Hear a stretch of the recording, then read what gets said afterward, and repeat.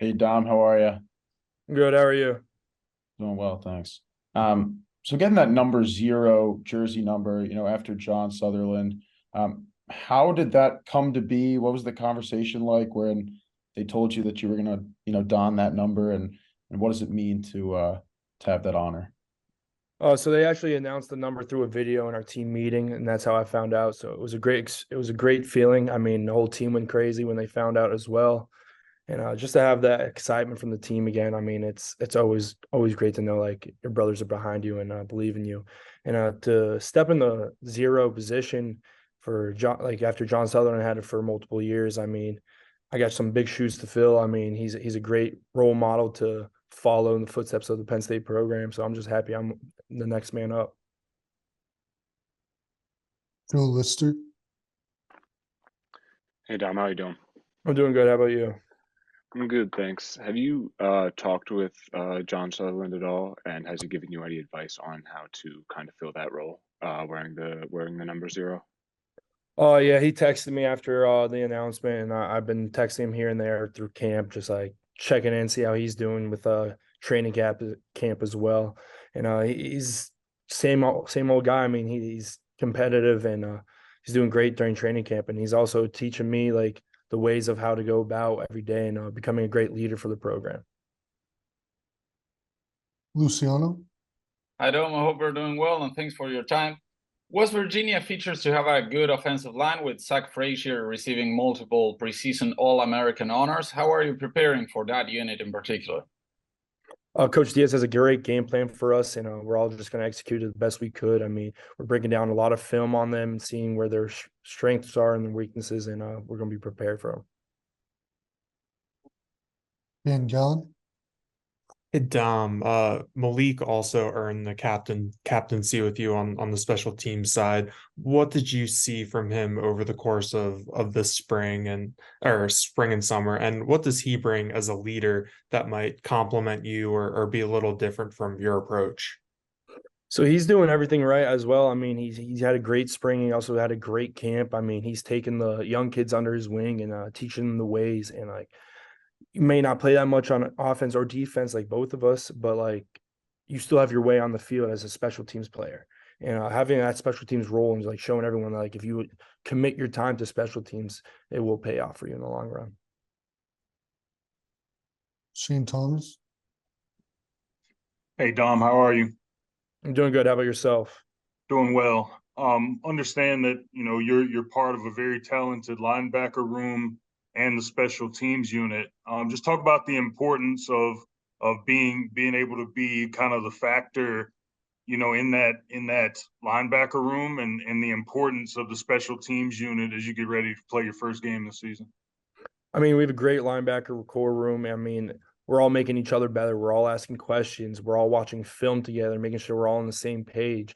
I mean, our communication has improved a lot. I would say that. And even like our film breakdown, I mean, we're all making sure we all see the same thing on film and make sure we all have the game plan set and be ready for it. Ron Snyder.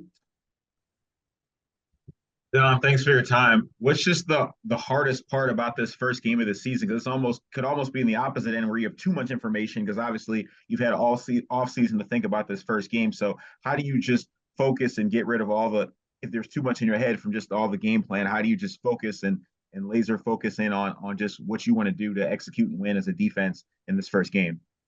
I would just say just listen to Coach Diaz and even Coach Connor. I mean, he breaks down the film for us so well, and like he gives us a lot of key tips, and it helps us. I mean, we don't really do the big, giant game plan. We try to focus on small things and just like know the small things by heart and like the back of our hand.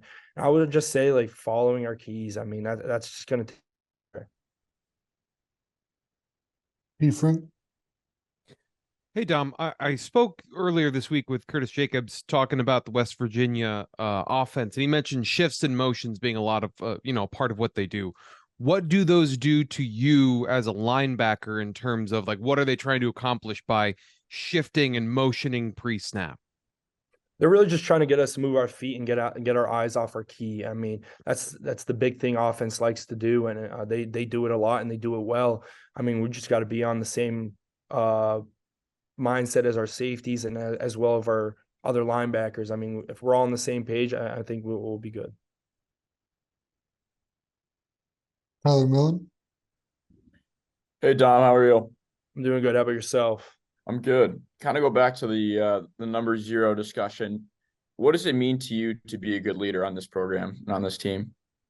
I mean, it means the world to me. I mean, just stepping into this role, I used to dream about going to Penn State, and now I'm a captain for him. I mean, you couldn't ask for a better plan for me. And I just want to be the guy that shows you, like, if you follow your dreams, if you do everything right, you follow the process. I mean, it pays off eventually, and you just never know when it will pay off. You just got to keep on working hard. Seth Engel, Yeah, I guess following up on that, I mean, you went from walk-on to scholarship player to team captain, in a matter of months. What was that process like for you to have all these great things kind of happen all at once? And what lesson would you kind of give to young kids who maybe they go on to a school and walk on and have to work for that? Yeah, I mean, it's been a crazy 2023 for me. I mean, a lot has happened. I have accomplished a lot. I'm just thankful for the opportunity Coach Franklin gave me to just be a part of the program. I mean, just growing up watching him, it's a dream come true. And for the young kids, I mean, just working your butt off. I mean, and just never giving up on your dreams. And I mean, you never know, like, when the time's going to come, or when your opportunity is going to come, and just always be ready for the opportunity and take advantage of when you have the time. Ben Gallen, Dom, who are some of the younger players that you've seen come in and really embrace special teams and, guys that maybe we could see have a role on that this season?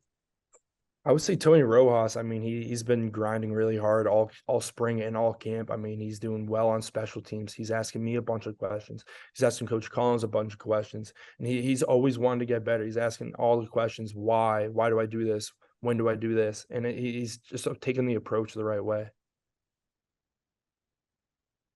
Joe Lister, Dom, since you've been named a captain and kind of established yourself as a leader on the team, is there anything that you think has been surprisingly challenging to you? Do you think there's something that you didn't expect it would be this hard to be a leader within a linebacker room and the team as a whole? I mean, I wouldn't say nothing was really particularly hard. I mean, it was just like stepping up into the role of being like the guy and the leader of the team. And just being more vocal. I would say being more vocal and being the thermostat of the team, like Coach Franklin always tells us, like, bring the energy when you don't feel the energy at practice. And he really dawned that on all the captains, and I feel like we're doing a really good job of that.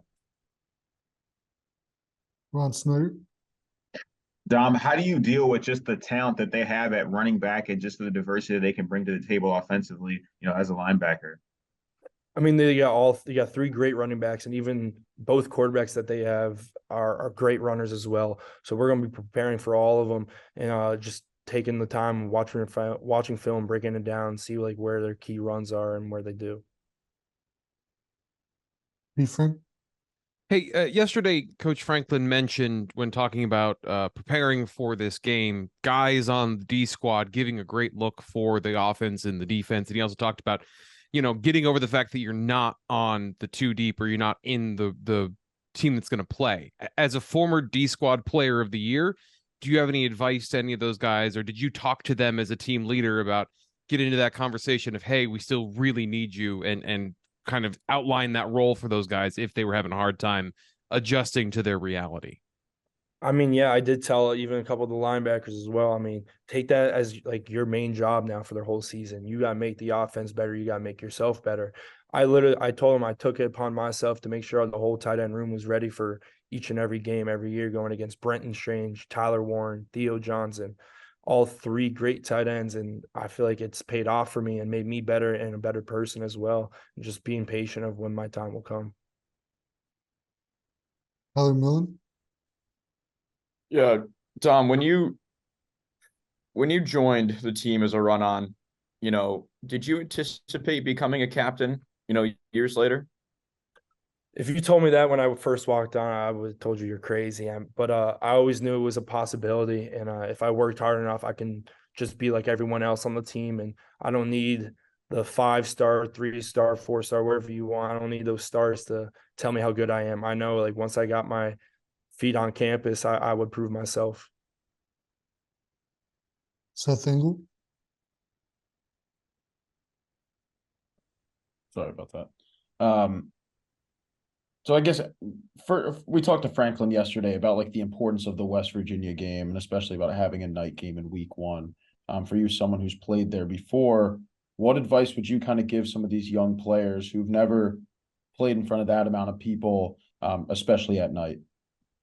I would say take it in. I mean, look at the whole crowd. I do that every game. I take the whole crowd in. I look in a circle and be like, wow, like I'm here. I'm playing at Penn State, playing at Beaver Stadium, and then I just get locked right back in and making sure I'm doing all my keys. And I mean, don't take your time for granted here. I mean, it goes by fast, and you're gonna miss opportunities if you don't take it in.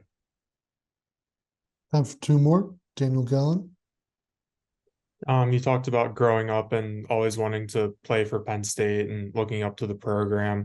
Since you've, gotten here, been named the captain, had these things happen, what are some of the things you hear from home, whether it's parents, family members, old coaches, friends? What's kind of the reaction back home to what you've been able to accomplish? So quite funny you actually say that. My best friend from home after Brasini, he FaceTimed me while he was driving around town and showed me there was a little kid on the sidewalk with my jersey on. It's just crazy how just like that, and a flash of an eye. I mean, me and him both dreamed about going to Penn State and talking about playing for Penn State football. And just to see that I'm inspiring kids from home, it's awesome, and it's heartwarming. Shane Thomas. All right, Dom. I saw where Coach Franklin had put out on Twitter that you were tough, disciplined. He called you a game changer, and a couple other people said you seem like every time you touch the field, you make things happen. But somehow it seems like you've gotten the slept on tag. How do you kind of approach the game from a how can I impact it standpoint, and do you feel like you may be underrated in the grand scheme of the team?